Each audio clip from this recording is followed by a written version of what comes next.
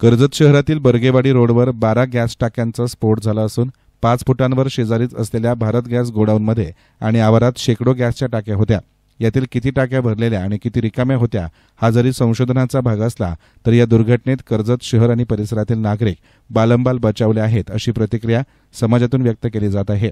या घटनेनंतर पोलीस आणि महसूल विभागाने पंचनामा केला, मात्र येथील हजारो टाक्या जप्त का केल्या नाही याचं उत्तर प्रशासनाकडून मिळू शकलं नाही।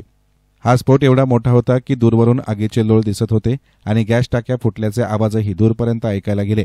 सदरची दुर्घटना घडताच काही नागरिकांनी आणि अग्निशमक दलानं आग आटोक्यात आणण्याचा प्रयत्न केला।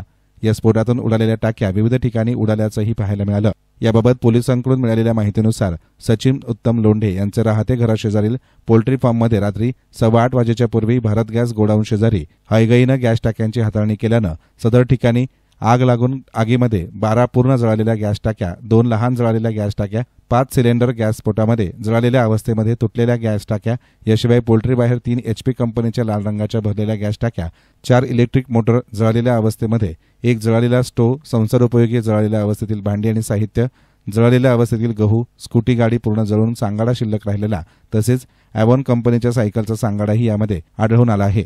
तसेच आरोपींनी त्यांच्या कुटुंबातील सदस्यांच्या आणि परिसरातील नागरिकांच्या जीवितास धोका निर्माण होऊन होणाऱ्या जीवित आणि वित्तहानीस आपण जबाबदार होऊ शकतो याची पूर्ण कल्पना असताना देखील सदरचं कृत्य केलं आहे वगैरे मजकुराच्या फिर्यादीवरून गुन्हा रजिस्टर केला असून सचिन उत्तम लोंढे राहणार बर्गेवाडी आणि वैभव निकत राहणार आंबे जळगाव या दोघांवर भादवी कलम 436, 286, 337, 338, 34 प्रमाणे कर्जत पोलीस स्टेशनमध्ये गुन्हा दाखल करण्यात आलाय।